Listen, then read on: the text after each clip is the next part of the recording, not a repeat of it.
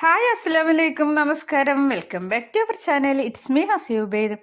കുറേ ഇരിക്കണേ ഇതുപോലുള്ളൊരു വീഡിയോ ചെയ്തിട്ടല്ലേ. ഡേ ഇൻ മൈ ലൈഫ് എന്നും കുക്കിങ്ങും ഒക്കെ അല്ലേ. അപ്പോൾ ഇന്ന് ഇങ്ങനെ ഒരു വീഡിയോ ആവട്ടെ അല്ലേ. നിങ്ങളെല്ലാവരും സപ്പോർട്ട് ചെയ്യുമെന്ന് വിചാരിക്കണേ. പിന്നെ എന്താണ് എല്ലാവരും വിശേഷം? എല്ലാവർക്കും സുഖമല്ലേ? ഞാനിവിടെ സുഖമായിട്ട് ഇരിക്കേണ്ട അൽഹംദുലില്ലാ, കുഴപ്പമൊന്നുമില്ല. നാട്ടിൽ നല്ല മഴയൊക്കെയാണല്ലേ. ഇവിടെ നല്ല ചൂടായി തുടങ്ങി. ഇനി അടുത്ത 2-3 മാസങ്ങളിലാണ് ചൂട് കൂടാൻ പോകുന്നത്. എന്നാലും അൽഹംദുലില്ലാ കുഴപ്പമൊന്നുമില്ല. ചില ദിവസങ്ങളിലൊക്കെ നല്ല കാറ്റും ഒക്കെ ഉണ്ട്. അപ്പോൾ അങ്ങനെയുള്ള ദിവസം ചൂടൊക്കെ കുറവുണ്ട്. ഇന്ന് ഇതിപ്പോൾ ഞാൻ റൂമൊക്കെ രാവിലെ തന്നെ ഒന്ന് ക്ലീൻ ആക്കേണ്ട. ഇക്കൊക്കെ ഷോപ്പിലേക്ക് പോയതിന് ശേഷം റൂമൊക്കെ ഒന്ന് റെഡിയാക്കണം. ബെഡ്ഷീറ്റൊക്കെ ഒന്ന് കൊട്ടിയിട്ട് സോഫ ഒക്കെ ഒന്ന് റെഡിയാക്കണം. അലക്കിയതൊക്കെ ഉണ്ടായിരുന്നേ. അപ്പോൾ അതെല്ലാം ഒന്ന് മടക്കി അലമാരയിലൊക്കെ വെച്ച് ടേബിളൊക്കെ എല്ലാതൊക്കെ ഒന്ന് റെഡിയാക്കി വെച്ചണം. ഇതൊക്കെ കഴിഞ്ഞിട്ടാണ് പിന്നെ കിച്ചണിലേക്ക് പോവുക.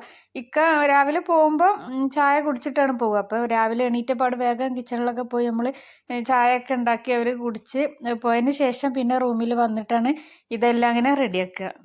എപ്പോഴും നമ്മളെ റൂം നല്ല നീറ്റായി കിടക്കണം അല്ലേ. നമ്മളെ വീട് ഇവിടെ അങ്ങനെ റൂം എന്ന് പറഞ്ഞിട്ട് അങ്ങനെ ആയിപ്പോവാണ്.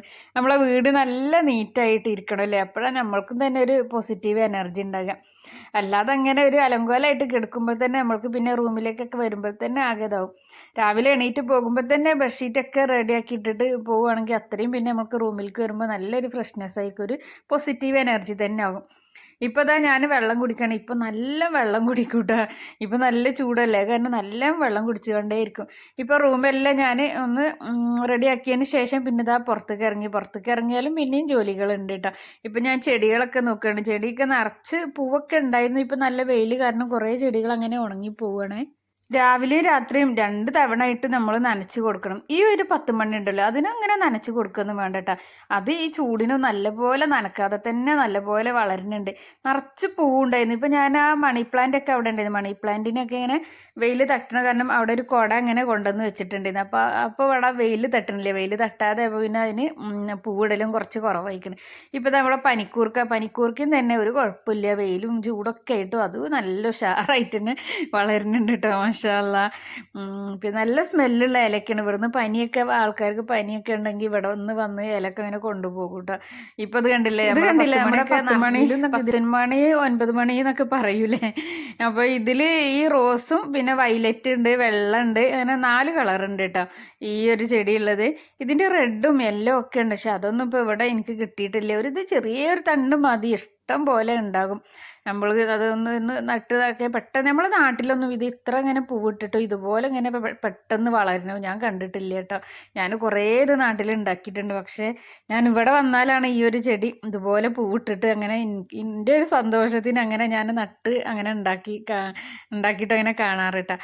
അപ്പോൾ ഇതാ ഇവിടുന്ന് കുറേ ചെടികളൊക്കെ ഞാൻ ഇവിടെ കൊണ്ടുവന്ന് വെച്ചിട്ടുണ്ട്. ഇവിടെ ഒരു ചെറുനാരങ്ങൻ്റെ മരമുണ്ട്, വലിയൊരു മരമാണ് കേട്ടോ. അപ്പോൾ നല്ല തണലാണ് അവിടെ. അപ്പോൾ ആ ഒരു തണൽ കിട്ടാനും വേണ്ടി ഇവരെല്ലാം ഉണങ്ങിപ്പോകുമായിരുന്നു. അപ്പോൾ ഉണങ്ങി പോകുമ്പോൾ ഞാൻ ഇവിടെ കൊണ്ടുവന്ന് വെച്ചപ്പോൾ ഇപ്പോൾ നല്ല ഉഷാറായി അങ്ങനെ നിൽക്കുന്നുണ്ട്. ഇപ്പോൾ ഡെയിലി അവർക്ക് നനച്ച് കൊടുക്കണമെന്നൊന്നുമില്ല, 2 ദിവസം കൂടുമ്പോൾ ഒക്കെ നനച്ചാൽ മതി.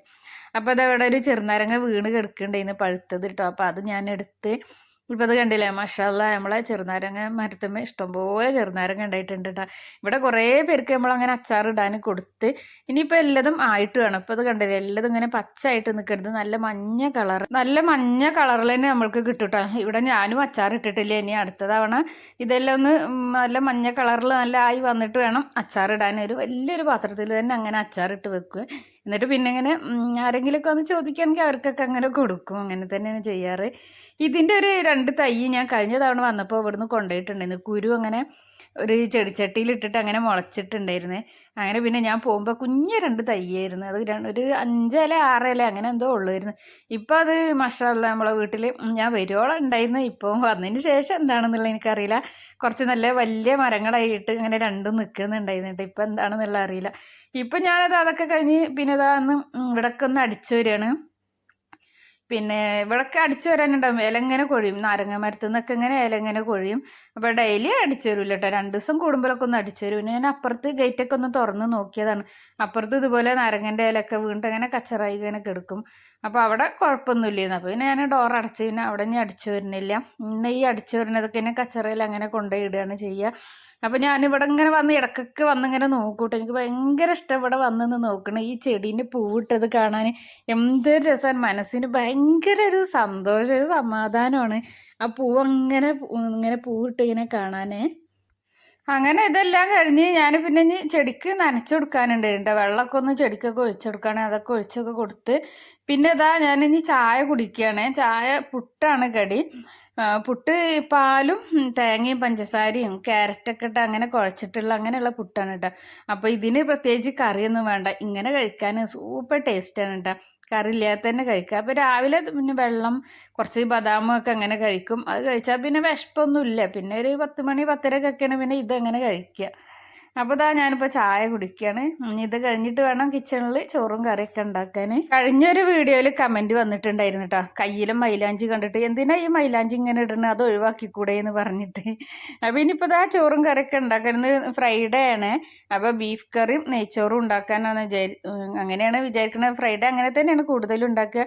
അപ്പോൾ ഇതാ നമ്മൾക്ക് നാട്ടിൽ നിന്ന് ഒരാൾ നമ്മളെ അടുത്തുള്ള ഒരു ഫ്രണ്ട് വന്നിട്ടുണ്ടായിരുന്നു. അപ്പോൾ അവർ കുറച്ച് ചക്ക ചിപ്സൊക്കെ കൊണ്ടുവന്ന് തന്നിട്ടുണ്ട്. പിന്നെ കായ ചിപ്സ്, ചക്ക, നല്ല ചക്ക ചിപ്സും കായ ചിപ്സും. ഇതിവിടെ ആരോ നാട്ടിൽ നിന്ന് ആരോ വന്നിട്ടുണ്ട് കേട്ടോ. അപ്പൊ അവര് കൊണ്ടുവന്ന് കൊടുത്തതാണെന്ന് പറഞ്ഞ് രണ്ടും കൂടി മിക്സ് ആക്കിയിട്ടാ. ഓ, രണ്ടും കൂടി അങ്ങനെ മിക്സ് ചെയ്തിട്ടാട്ടോ കൊടുത്താച്ചിട്ടുള്ളത്. വീട്ടില് ഫ്രൈ ചെയ്തതാണോ, ഇപ്പൊ ചക്ക സീസൺ അല്ലേ നാട്ടില്, ആണോന്നറിയില്ല. അപ്പൊ അവര് ഈ ചക്കയും കൊണ്ടുവന്നിട്ടുണ്ട് എന്ന് പറഞ്ഞ് തരുമായിരിക്കും. പഴുത്തിട്ടില്ല എന്ന് പറഞ്ഞു. അപ്പൊ പഴുത്ത് കട്ട് ചെയ്യുമ്പോൾ തരുമായിരിക്കും. ഇത് ഞാനൊരു ബോട്ടിലൊക്കെ ഇട്ടിട്ടെ. നാട്ടിൽ നിന്ന് കൊണ്ടുവന്ന എന്ത് സാധനമാണെങ്കിലും ഭയങ്കര ഇഷ്ടാട്ടാ. ഇത് നാട്ടിൽ നിന്ന് ഇതൊന്നും കഴിക്കൂല. ഇപ്പോഴും അങ്ങനെ ഫുള്ളൊന്നും കഴിക്കൊന്നുമില്ല. എന്നാലും നമുക്കിതിങ്ങനെ ഭയങ്കര സന്തോഷമാണ് ഇതൊക്കെ കാണുമ്പോൾ. അങ്ങനെ തന്നെയല്ലേ എല്ലാവർക്കും അല്ലേ. കുറച്ച് ദിവസം മുന്നേ അതുപോലെ ബീഫ് കിട്ടിയിട്ടുണ്ടായിരുന്നു. ബീഫ് പിന്നെ ഉണ്ണിയപ്പൊക്കെ. അങ്ങനെ പിന്നെ ബീഫ് ഞങ്ങള് വിജയും പൗമി ഞങ്ങളെല്ലാവരും കൂടി പിന്നെ അന്ന് രാത്രി ഇവിടെ ആക്കി ഫുഡ്. പൊറോട്ടൊക്കെ വാങ്ങിയിട്ട് ബീഫ് ഞങ്ങൾ പിന്നെ ഒന്നുകൂടി കറി പോലെ ആക്കി, ഞാനും പൗമിയും കൂടി. ബീഫ് നല്ല ടേസ്റ്റ് ഉണ്ടായിരുന്നു. ഇവിടെ ബീഫൊക്കെ കിട്ടും, പക്ഷെ നമ്മളെ നാട്ടിലത്തെ നോക്കും അത് വേറെ ഇതാണല്ലേ. അത് അടിപൊളി. എനിക്കിഷ്ടമാണ് ഈ ചക്ക ചിപ്സും കായ ചിപ്സും ഇഷ്ടമാണ്.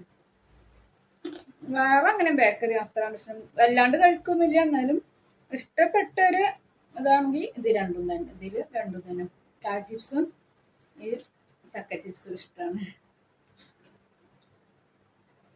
ഇതൊരു ബോട്ടിലാക്കി വെക്കട്ടെ. അതൊക്കെ കഴിഞ്ഞ് പിന്നെ ഇതാ ഞാനിപ്പോൾ ചോറും കറിയൊക്കെ ഉണ്ടാക്കുക കേട്ടോ. ബീഫ് ഇതാ ഞാൻ കുക്കറിലാണ് വെച്ചിട്ടുള്ളത്. പിന്നെ നെയ്ച്ചോറും ഉണ്ടാക്കുന്നുണ്ട്. ഈ ഒരു നെയ്ച്ചോറിൻ്റെ റെസിപ്പി ഞാൻ ഇട്ടിട്ടുണ്ടായിരുന്നുണ്ട്. അപ്പോൾ കുറേ പേര് കണ്ടിട്ടുണ്ട്. മാഷാഅല്ലാഹ് അൽഹംദുലില്ലാഹ് എല്ലാവരും നല്ല കമൻ്റൊക്കെയാണ് പറയുന്നത്. എളുപ്പം ഞാൻ പറഞ്ഞായിരുന്നു. അതിൽ ഞാൻ പറയുന്നുണ്ട് മടിയന്മാർക്ക് പെട്ടെന്ന് ഉണ്ടാക്കാൻ പറ്റിയ ഒരു നെയ്ച്ചോറാണ്. വളരെ പെട്ടെന്ന് തന്നെ സൂപ്പർ ടേസ്റ്റ് നമുക്ക് തയ്യാറാക്കാൻ പറ്റിയൊരു നെയ്ച്ചോറാണ് ഇത് കേട്ടോ. അങ്ങനെ ഇതാ നെയ്ച്ചോറൊക്കെ റെഡിയായി. അപ്പോൾ തന്നെ ഇക്കഞ്ഞ് പള്ളിയിൽ നിന്നൊക്കെ വരാനായിട്ടുണ്ടായിരുന്നു. പിന്നെ ഞാനും എൻ്റെ എല്ലാതും കഴിഞ്ഞ് കുളിയൊക്കെ കഴിഞ്ഞ് ഞാനും റെഡിയായി ചോറൊക്കെ ഇവിടെ റെഡിയാക്കി വെക്കുകയാണ്. അപ്പോൾ വെള്ളിയാഴ്ച ദിവസം ഞങ്ങൾ മൂന്നാളും കൂടി ഒരു പ്ലേറ്റിൽ നിന്ന് ഒരു വലിയൊരു തട്ടുണ്ട് കേട്ടോ, ഒരു തളിക, അതിൽ നിന്നാണ് മൂന്നാളും കൂടി കഴിക്കുക. അപ്പോൾ അവർ വരുമ്പോൾ തന്നെ ഞാൻ എല്ലാം റെഡിയാക്കി വെക്കും. അപ്പോൾ ഞാൻ എല്ലാം റെഡിയാക്കി വെക്കുകയാണ്. പിന്നെ ഒരു സലാഡ്, അച്ചാർ, ബീഫ് കറി, ഇതൊക്കെ തന്നെ ആയിരുന്നു കേട്ടോ. പപ്പടം ഇതൊക്കെ തന്നെ ആയിരുന്നു. അപ്പോൾ ഇന്നത്തെ വീഡിയോ ഇത്രയൊക്കെയുള്ളൂ. വീഡിയോ ഇഷ്ടമായ വീഡിയോക്ക് ലൈക്ക് തരിക. പുതിയ ഫ്രണ്ട്സുകൾ ആരെങ്കിലും കാണുന്നുണ്ടെങ്കിൽ സബ്സ്ക്രൈബ് ചെയ്ത് സപ്പോർട്ട് ചെയ്യുക.